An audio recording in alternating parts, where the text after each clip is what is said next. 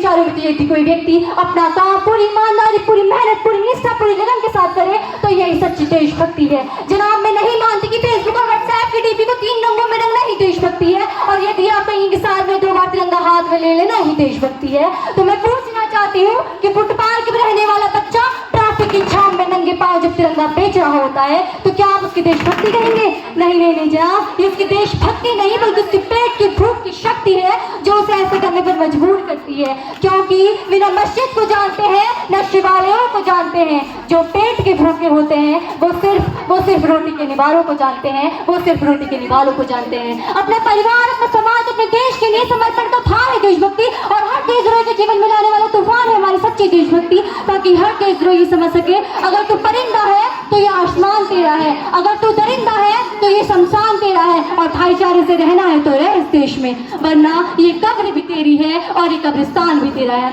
परंतु जनाब, एक देशद्रोही से ज्यादा देशभक्ति तब आहत होती है जब एक बेटा अपने बूढ़े माँ बाप को वृद्धाश्रम की चौखट पर छोड़ आता है। कहाँ उठती है वो देशभक्ति जब मुसीबत में फंसे लोगों की जान बचाने से ज्यादा लोग सेल्फी खिंचाकर अपनी लाइफ बढ़ाने में रहते हैं। आज के इस दौर में वो युवा जिनके पर जिम्मेदारी थी अपने परिवार की, अपने समाज की, अपने देश की आशाओं को बांधे रखने की, आज वही युवा 4x4 की छोटी सी स्क्रीन पर घर्षण मात्र से अपनी भावनाओं की इमोजी सेंड कर रहा होता है। और हम ना एक ऐसे समाज में रह रहे हैं जहाँ लड़कों से बात करता देख जो भाई हड़काते हैं वही भाई अपनी गर्लफ्रेंड के किस्से घर में हंसकर सुनाते हैं। और मैं बता दूं कि महिला सुरक्षा के नाम पर हम आज भी 4थे नंबर पर हैं। मजदूर को मजदूर समझे, मजबूर नहीं, गरीब को काम दीजिए, दान नहीं, और दान देने के इतने ही इच्छुक है तो जीते जी रक्तदान दीजिए, और मरने के बाद अंग दान देकर किसी मरते हुए भी जीवन दान दीजिए। यही सच्ची देशभक्ति और यही सच्चा राष्ट्र प्रेम है। नौजवानों के दिल में जलती आग हिंदुस्तान है, शत्रु के वक्षस्थल में करता नाद हिंदुस्तान है। ये शौर्य है, बलिदान है और त्याग हिंदुस्तान है। परंतु ना जाने देश में किसकी नजर लग गई, कभी विरोधी ने लूटा, कभी अंग्रेजों ने लूटा, और सबसे अधिक तो देश के भ्रष्टाचारी नेताओं ने 70 वर्षों में लूटा है। आज आजादी के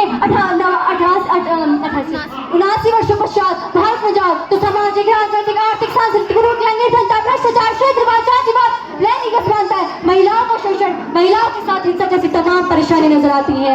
आजाद भारत केवल तब अस्तित्व मा सकता है जब जहां किसान बिना किसी लोन ब्याज की चिंता किए हुए खेतों में फसलों की बुआई करेगा। किसान से मुझे याद आया कि मजदूर जहां संसाधक है उस भूमि भाग का क्या कहना, नित मेहनत का आराधक है उस भूमि भाग का क्या कहना।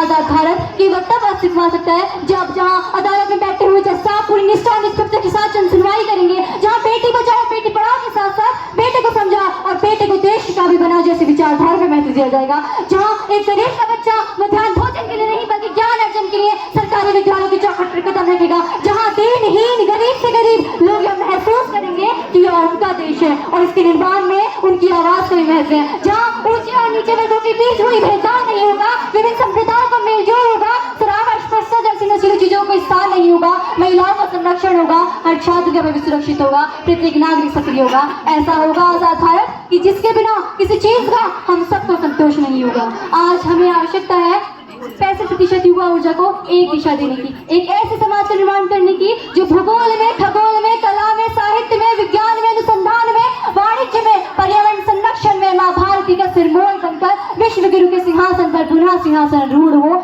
क्योंकि गौरवशाली का भूत भविष्य भी महान है अगर संभाले हम उसे जो वर्तमान है। इसीलिए उठो जवान देश की वसुंधरा पुकारती, ये देश है पुकारता, पुकारती माँ भारती, पुकारती माँ भारती। धन्यवाद।